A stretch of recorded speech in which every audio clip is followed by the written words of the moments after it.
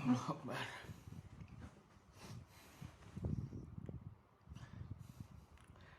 warahmatullahi wabarakatuh. Perkenalkan, nama saya Melvin Brilian Amirullah dengan NPM. Assalamualaikum warahmatullahi wabarakatuh. Introduce myself. My name is Melvin Brilian Amirullah. My NPM is 224-11025 from class management 22A class. Today I want a presentation about mode structure analysis. Capital structure and definition. According to financial expert E.M. Pandy, capital structure refers to the mix of long-term sources of funds, such as debentures, long-term debt, preference share capital, and equity share capital, including reserves and surplus. Financial expert John G. Hampton states that capital structure is a combination of debt and equity securities that comprise the financing of a company's assets. Another definition of capital structure is the balance or ratio between own capital and foreign capital. In this sense, own capital is retained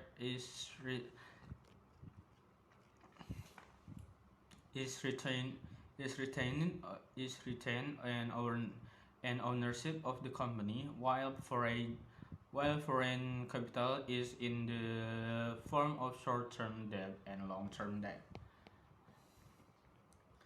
Capital structure function: maximize return, reduce financial risk,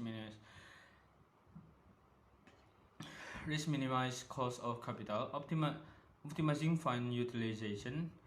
A well-designed capital arrangement provides scope to increase earnings per share, so as to maximize return for equity shareholders and recover borrowing costs. The correct structure can balance the debt and equity of the business. By doing so, it can help the company to manage and reduce financial risk. Capital structure can provide long-term debt capital planning for the company strategically. Thus, it can help minimize the cost of capital. A good and systematically arranged capital management helps the company in producing optimal output from the funds that are used. Help corporate tax planning flexibility for companies. The opportunity for debt funding. Good capital management can help tax deductibility of benefit and saving, thereby reducing borrowing costs. Corporate tax optimizing can be done by using applications such as online pajak as a tax application service provider. Online pajak has features that can optimize corporate taxes and avoid the risk of non-compliance, so as to maximize corporate capital. A good capital structure can facilitate expansion or contraction their capital to fit the company's strategy and condition. Solvency increase company value. Good strategic management can help maintain liquidity of the company, because unplanned debt capital can lead to interest payment expenses, which can reduce the company's cash. A healthy capital structure can attract investor attention to invest in a company. By doing so, it can increase the market value of stock and securities. Capital structure theory. Traditional approach theory. Trade-off theory. This theory states that there is an optimal capital structure. That is, the structure has an influence on the value of the company, which structure can change in order to get the optimal company value. This theory determines the optimal structure by incorporating several factors such as taxes, agency costs, or financial distress. However, in maintains an assumption assumption of symmetric information and market efficiency, so business will think to save on taxes and financial distress costs. Modigliani and Miller theory pecking order approach agency theory. This theory is named after its originators, Franco Modigliani and Merton Miller.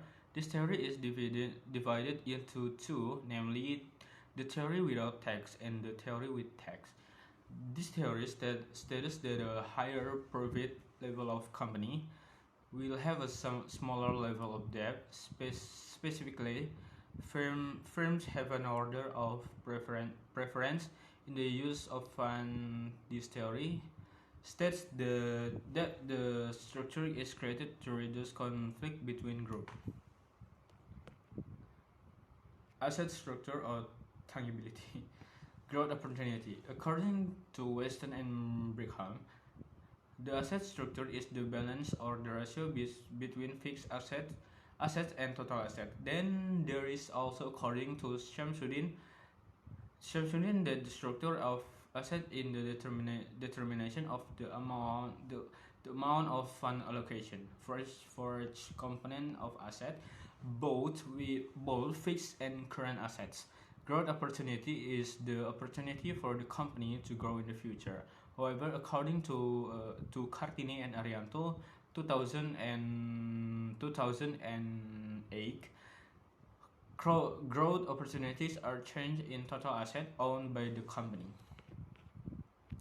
How managers decide on capital structure. To be able to decide on the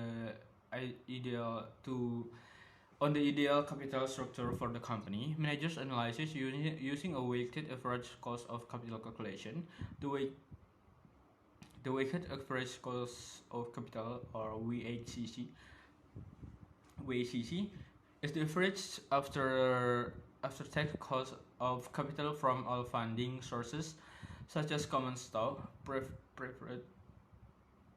preferred stock, bonds, and other types of debt.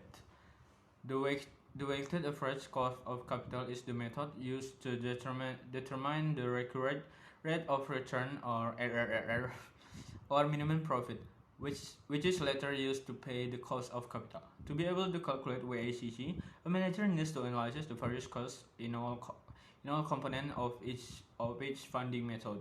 WACC is also considered a cost that must be paid to attract investor, be it shareholder or bondholders. The greater the WACC, the greater the interest. And then the conclusion, we can understand the capital structure as a comparison that occurs in retained capital with equity capital ownership, both short and long term. The purpose of the capital structure itself is to combine permanent and current sources of funding for the company's operation. This can be realized if the company has a structural management, good capital. Both internal and external financial conditions will be maintained safely, so that the company will avoid bankruptcy. Financial sector will also avoid external debt or loans. The hope is that the company can make significant progress financial by understanding the capital structure well. Thank you so much. Sekian dari saya, mungkin hanya itu yang dapat saya sampaikan. Kurang lebihnya saya mohon maaf jika ada kesalahan pronounce dan kata